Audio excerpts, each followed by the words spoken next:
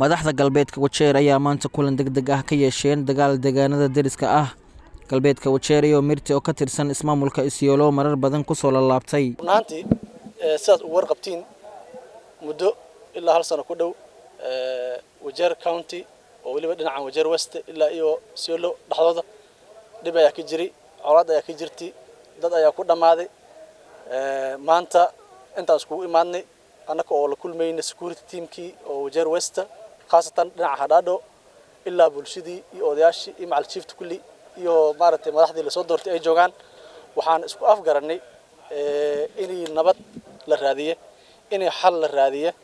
inay walaalahayn oo istan khaasatan dhanka mirti oo jiraan ahanay oo maaragtay dhibka dhaxdayn asiyili wada heshiis sidii isku bilaaban lahay falkeeda la gala waxaan waqti kasta aan diyaar u nahay in amaankii aan sugno haddii xeego qalalasa ayaa ka jirtay annaga iyo jiraanka reer wajeer mirti sub county ama Isiolo county tii ayada ahayd waxaa jirta arrimo lagu xalin jiray arrimihii ayaga ahayd sida loo xalin jiray inaan u xalina aan wada fariisana ayaan diyaar u nahay annagana waxaan go'aan ku gaarnay in aan amaankii aan dadkii u horseeda aan noqono fadhiga diyaar u nahay ayagana walaalahan waxaan ka codsanaynaa sida awgeed inay diyaar ay u yihiin aan fariisana arrintan aan dhamayno isku imaadnay waxaan ku tashanay inaan diyaar u nahay wax kasto dhacaan inaan la fadhiisana cid aan isahayn oo boorant oo la tashan weeyadana baaq asaga waxaan ugu dhiibnay security ayay fuuleysa oo warkeeda geynaysa laakiin waxaan ku heshiin wajiha west inaan nabadgelyo diyaar u ahnay ceasefire inaan hagaajino on sabarno gudoomiyaha amaanka deegaanka hadhaadho dhuulo oo Michael ayaa bulshada ugu baaqay inay daaqa iyo biyaha qaybsadaan and this is in regard to the clan conflicts that have been going on along the common Wajir Isiolo border for the last few weeks, and in our meeting we've resolved that there should be no more clashes along that border. We've also resolved that we are going to have a team of elders from Hadado and Wajir West at large engaging their counterparts from Isiolo on how to address the conflicts that has been going on for the last few weeks. We are going to also activate the grazing committees so that whenever we need pasture, we have elders going to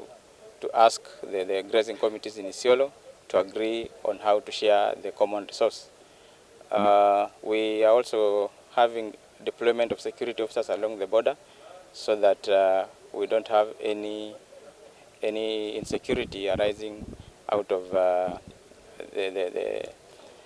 the problems that we've been having. xildhibaanka galbeedka wajeer mudane Axmed Qoloosh ayaa sheegay in dad badan ay ku dhinteen dagaalkani isagoo shacabka ugu baaqay inay si nabad ah ku wada noolaadaan laakiin waxaan go'aansanay oo isku raacnay in ay danteena iyo wada jirkeena iyo wada noolaashadeena ay nabadgelyo ku jirto in wax argudasho la dhaha aan la sameeynin in aan ka shaqeeyno sidii la iskugu imaadi lahay oo wixii naga dhaxay loo xalin lahay tirada guud way badan tahay waqti ay horta ay baashan soo socotay marka diilay iska heed qof xaq iska dhintay qof xaq lagu dilay maalin hore hata waxa la xisaabay markii ugu dambeysay oo soo tagna 37 qof oo la dilay waqti yaani sanad la soo dhaafay marka hadda dadkii ugu dambeeyay ilaa annaga dhanka naga dhintay ilaa 8 qof ayaan maray baaqa bulshada aan u dirayna waxa waaye aan nabadgelyo qaadano